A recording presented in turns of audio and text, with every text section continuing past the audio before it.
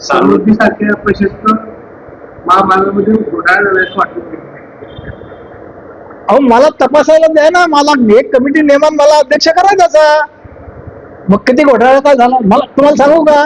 गोशीखुर्दचा canal, आता गोशीखुर्द हा national प्रकल्प आहे, तिथे एक कॅनॉलच्या कामामध्ये घोटाळे झाले होते. एक समिती नेमली होती, मेंढेकरी समिती, जे सचिव पण राहिले, मी सदस्य होतो त्या का याचा. पूर्ण डाव्या कालव्याचं लाईनिंग आम्ही उखळून टाकायचा आदेश दिलेला आहे आणि ते उखळलं गेलेलं आहे. आजच्या घडीला ती किंमत 200 कोटी रुपये होती. 200 कोटी रुपयाचं काम आम्ही उखडून टाकलेलं आहे. म्हणजे बोगस कामाला बोगस म्हणण्याची हिंमत आमच्यामध्ये आहे. आम्ही खोट्या कामाला कधीच खरं काम म्हणणार नाही. अहो मी सर्व्हिसला होतो तेव्हा मुख्य अभियंत्याच्या बदलीचा दर 3 कोटी रुपये होता.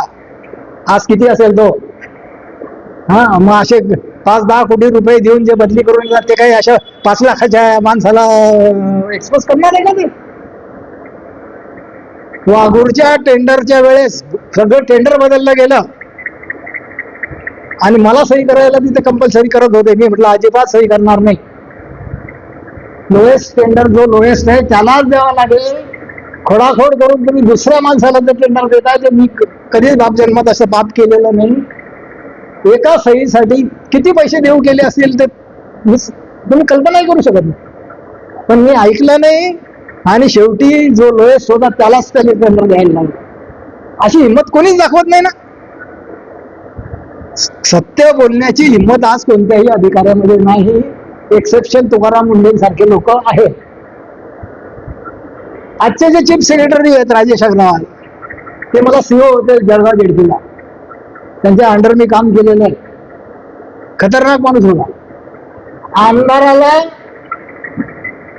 आमदारांनी एक तर चिठ्ठी पाठवल्याशिवाय आज आमदार घुसू शकत नव्हता आणि चिठ्ठी आल्यानंतरही मला वेळ नाही, माझी अपॉइंटमेंट घेऊन या हे सांगण्याची हिंमत त्या सीओ मध्ये होती. 28 वर्षाचा पोरगा होता. आज आहे का कोणत्या सेक्रेटरीची हिंमत आमदारांना सांगायची की माझी अपॉइंटमेंट घेतल्याशिवाय येऊ नका म्हणून? जिल्हा परिषद बंद करून टाकली होती 6 महिने.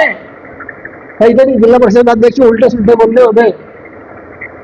तुम्हारी झडपी चलने ही नहीं देता, बोले क्या करना है करो. जोपर्यंत झडपी अध्यक्ष माझी माफी मागणार नाही तोपर्यंत मी तुमची झडपी चालू देत नाही म्हणे. आणि खरंच चालू दिली नव्हती. आणि त्या